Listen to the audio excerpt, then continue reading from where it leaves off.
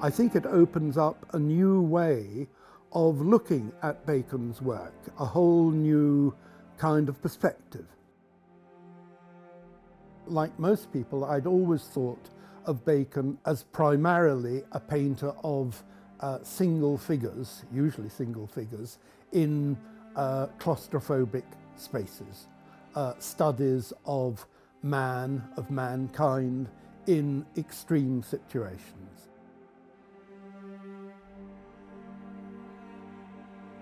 And then I realized that animals were much more than a walk-on part. They were often almost the main subject, or certainly an important subsidiary subject. So out of that, I began to wonder whether it would be possible to do an exhibition that included both Bacon's studies of mankind and of animals, and the relationship between the two. What that meant, how Bacon's whole vision of humanity had been formed through his interest in animals, in animal life.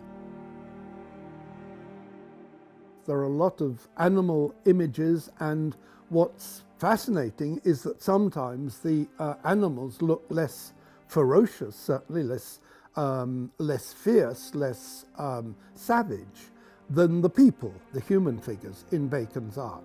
So there's this whole kind of changing relationship between animal and human, between man and beast.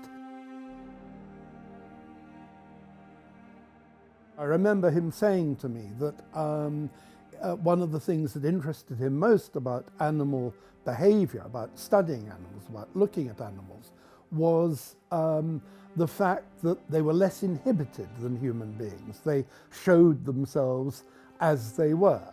And that interested him, because that's what interested him about studying mankind, as it were. He wanted to know what they were, how they reacted, what they were essentially made up of. And he felt that animals took you to that truth much more directly and quickly, and that they were also a kind of a guide to humanity.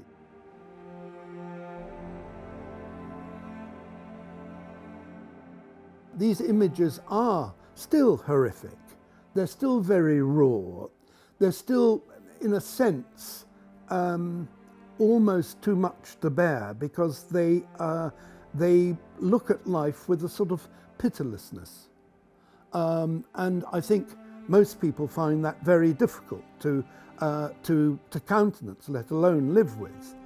The rawness, the power, has been to some extent absorbed over the years. I mean, we're talking now of, yes, about 80 years of experience of Bacon, and yet it still releases a lot of shock, a lot of surprise, a lot of, well, jolts really, visual jolts, when you realize what these images are saying. They are, in a sense, without hope. They're very much statements of fact. It's the brutality of fact, that was a phrase that Bacon used. And that is still very much present, and it's something that the spectator still has to deal with.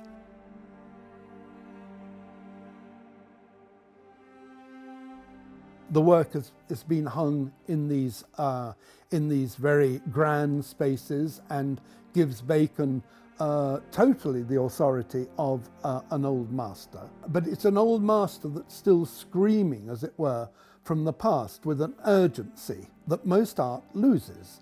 And so it is an extraordinary experience to see Bacon from a different perspective in a different context, such as the Royal Academy.